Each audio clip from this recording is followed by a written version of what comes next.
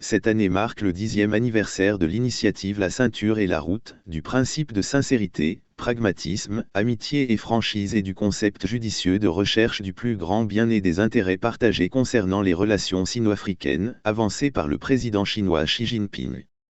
Pendant le sommet des dirigeants du BRIC qui vient de se clôturer, le président Xi Jinping a présidé le dialogue des dirigeants chinois et africains, affirmant que la Chine allait, en se basant sur les plateformes telles que la Ceinture et la Route et le Forum sur la coopération sino-africaine, et en tenant compte de l'agenda 2063 de l'Union africaine, renforcer la connexion des stratégies de développement africaines, planifier ensemble les domaines et directions prioritaires de la coopération sino-africaine et déterminer la feuille de route pour le développement des relations sino-africaines dans la nouvelle ère, ce qui permettra certainement à la coopération sino-africaine dans la nouvelle ère de bénéficier davantage au peuple chinois et africain. En 2018, la Chine et la Guinée ont signé le document de coopération dans le cadre de l'initiative « La Ceinture et la Route ».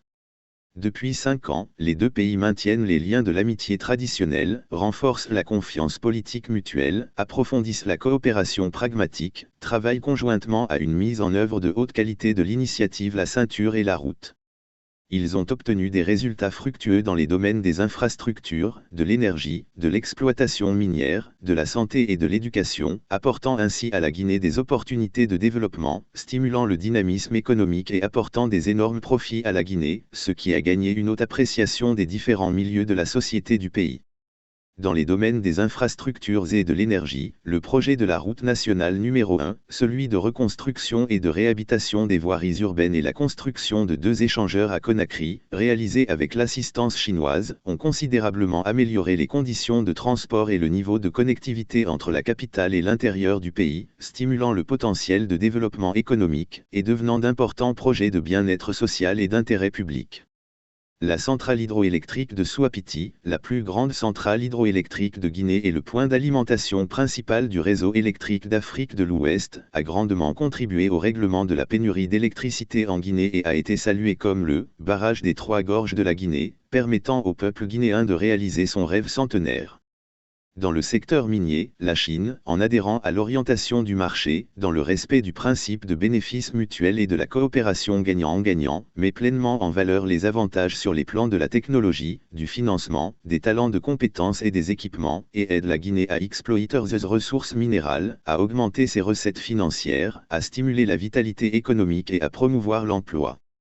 Les entreprises chinoises, attachant une grande importance à l'exercice de leurs responsabilités sociales, veulent à rendre service à la communauté locale, à promouvoir fermement la construction d'infrastructures complémentaires telles que les ports et les chemins de fer, et à promouvoir le développement des régions environnantes et l'amélioration des conditions de vie de leurs habitants.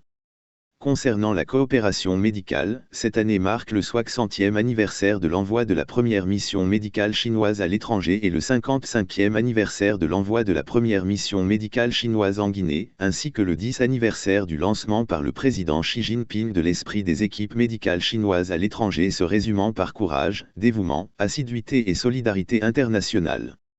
Depuis 1968, l'année où la Chine a envoyé sa première mission médicale en Guinée, plus de 720 professionnels de la santé en provenance de Beijing, en faisant preuve de l'humanité internationale, ont rejoint les services sanitaires de Guinée dans le cadre des 30 missions médicales.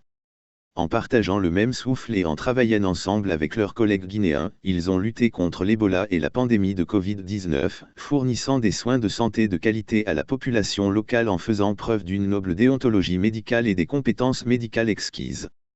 Ils ont positivement contribué à l'approfondissement de l'amitié entre les peuples des deux pays et à la promotion de la mise en place d'une communauté de la santé de l'humanité. Dans le domaine de la coopération en matière d'éducation, comme une devise le dit mieux vaut apprendre à pêcher que d'offrir du poisson, depuis de longues années, la Chine aide la Guinée à former des talents indispensables sous différentes formes, notamment l'octroi de bourses gouvernementales, la coopération dans la création conjointe des instituts Confucius et l'organisation des ateliers de formation.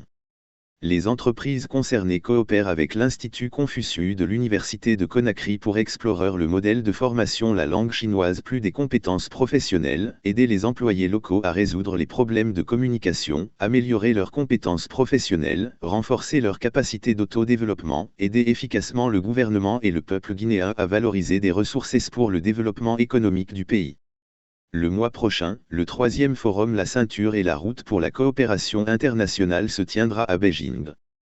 La Chine travaillera, en saisissant l'occasion du dit forum, à partager avec la communauté internationale les expériences acquises, à planifier l'avenir pour orienter la mise en œuvre conjointe de haute qualité de la ceinture et la route vers un développement continu, et à écrire un nouveau chapitre de l'ère de la route de la soie, caractérisé par les bénéfices réciproques et gagnant-gagnant entre les pays, la compréhension mutuelle et le rapprochement des peuples et l'inspiration entre les civilisations. La Chine continuera, selon sa capacité, à soutenir la Guinée dans son développement économique et social, et les deux pays devront, en bien saisissant les opportunités historiques de la mise en œuvre conjointe de la ceinture et la route et du vigoureux développement de la coopération sino-africaine, préserver l'engagement initial de l'amitié entre les deux pays, chercher ensemble des opportunités de développement, élargir ensemble la voie de la coopération, et partager ensemble les résultats du développement, afin d'apporter continuellement de nouvelles forces motrices et une nouvelle vitalité au partenariat de coopération stratégique global sino-guinéen.